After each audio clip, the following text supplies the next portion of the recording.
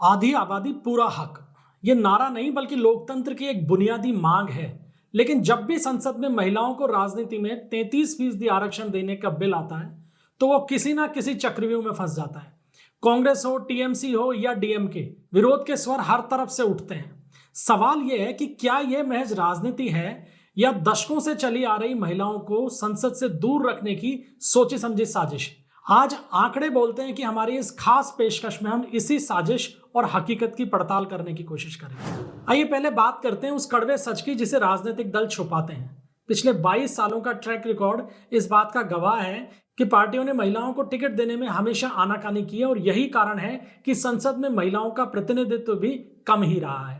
पहले बात करते हैं कि महिलाएं कितनी जीती लोकसभा चुनाव में। शुरुआत 2004 से अगर हम करें तो 2004 के लोकसभा चुनाव के अंदर केवल 8.3% महिला सांसद संसद पहुंची थी। 2009 के लोकसभा चुनाव में यह आंकड़ा थोड़ा बेहतर हुआ और संसद पहुंचने वाली महिलाओं का आंकड़ा पहुंच गया 10.7% के ऊपर। 2011 में इसमें थोड़ा सा और इजाफा हुआ और 11.4% महिलाएं संसद में पहुंची।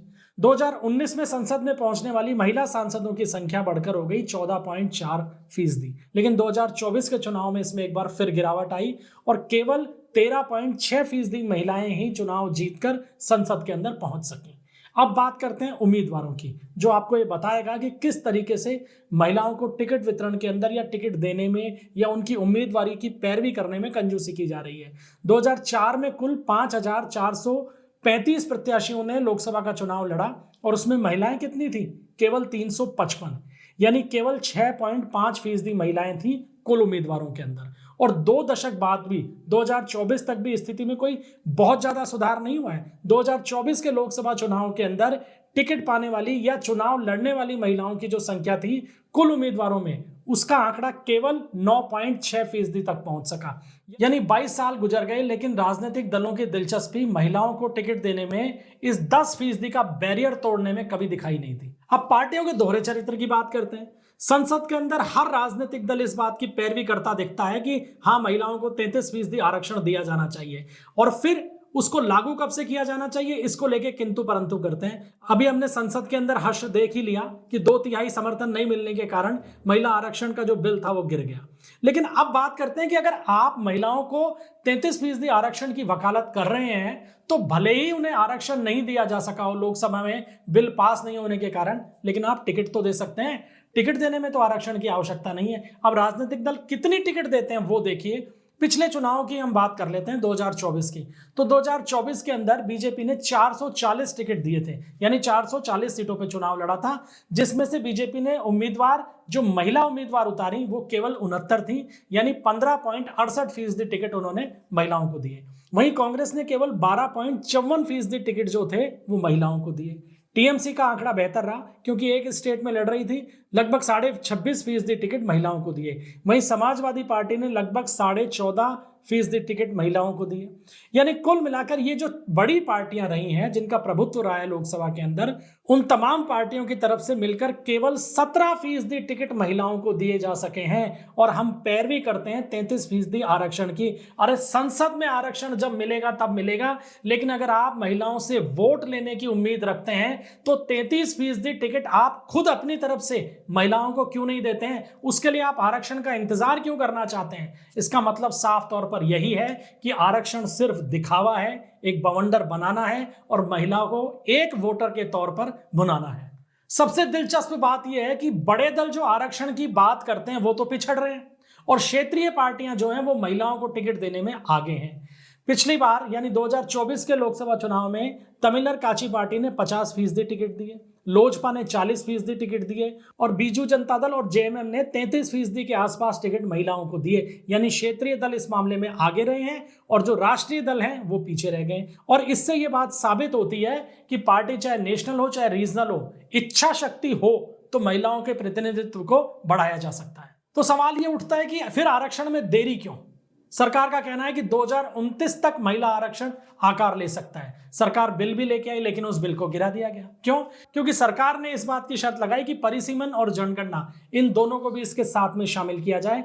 यानी महिला आरक्षण का बिल पास करते समय जो लोकसभा सीटें हैं उनका नए सिरे से परिसीमन भी कर दिया जाए। और यही कारण रहा कि विपक्ष इसके खिलाफ हुआ और बिल गिर गया। लेकिन सवाल यह उठता है कि जब संसद के अंदर कोई सांसदों के हित का या पॉलिटिकल पार्टीज के हित का कोई भी कानून रातों रात पास हो जाता है, तो फिर महिला आरक्षण को लेकर इतना बवाल क्यों इस बात की नौटंकी की जा रही है कि एक तरफ तो हम दावा करते हैं कि हम महिलाओं को 33% आरक्षण का समर्थन करते हैं, वहीं दूसरी तरफ ना तो पार्टी की तरफ से टिकट देते हैं और ना संसद में बिल आता है तो उसका समर्थन करते हैं। अब अगर महिला आरक्षण का बिल आज लागू हो जाए, यानी 543 सांसदों की संसद के अंदर यह बिल लागू हो जाए, तो क्या होगा? तो 181 टिकट महिलाओं के खाते में जा सकते हैं, क्योंकि 543 के अंदर अगर 33% आरक्षण होता है तो फिर 181 सीटें निर्धारित हो जाएंगी महिलाओं के लिए। लेकिन अभी कितनी सांसद है महिला? केवल 78। यानी 543 के अंदर से अभी केवल 78 सीटें जो है वो महिलाओं के खाते में है, केवल 14.4%। और इस 14.4% के आंकड़े को बढ़ाकर ले जाना है 33% तक। तो सोचिए, आज जो संख्या 68 है वो सीधे 181 पर पहुंच सकती है, बशर्ते कि 543 में से आरक्षण लागू कर दिया जाए। और अगर 850 का जो प्रस्तावित फिगर लेके आई सरकार, तो महिलाओं की संख्या एज ए सांसद और भी बढ़ सकती थी, क्योंकि उन्हें 33% आरक्षण 850 सीटों में से मिलता। लेकिन हुआ कुछ भी नहीं है। आज भी स्थिति वही है कि 2024 के लोकसभा चुनाव में 78 महिला सांसद जीत के आई, और अगर हालात ऐसे रहे तो 2029 के चुनाव में भी अगर आरक्षण लागू नहीं होता है तो महिला सांसदों की संख्या जो है वो 70 से 80 के बीच में ही कहीं अटक कर रह जाएगी। तो कुल मिलाकर बात यह है कि महिला आरक्षण को लेकर हर पॉलिटिकल पार्टी केवल अपना गेम प्लान कर रही है और उसके अनुसार काम कर रही है। सरकार ने अपनी मंशा स्पष्ट की कि महिलाओं को आरक्षण दिया जाना चाहिए, पहल भी कर दी। लेकिन कहीं तो दक्षिण भारत की कुछ पार्टियां तो इस आधार पर अटक गई कि अगर परिसीमन साथ में करते हैं तो हमारा प्रतिनिधित्व घट जाएगा। वहीं उत्तर भारत की पार्टियां इस आधार पर जिद पकड़ के बैठ गई विरोध की कि नहीं, इसके अंदर वर्गीकृत आरक्षण भी करो, ओबीसी को अलग करो और एससी को अलग करो। और 2011 की जनगणना को आधार क्यों बना रहे हो? 2026 की जनगणना को आधार बनाओ। अरे 2011 की जनगणना के बाद में भी 15 साल निकल चुके हैं। आपको क्या 15 साल में इस बात का होश नहीं आया कि महिलाओं को आरक्षण दिया जाना चाहिए? क्योंकि अगर आप इसी तरीके से विरोध करते रहे और अगर देश की आधी आबादी ने सोच लिया कि पुरुष प्रत्याशियों को वोट नहीं देने हैं, तो चुनाव के समीकरण आपके भी खराब हो सकते हैं।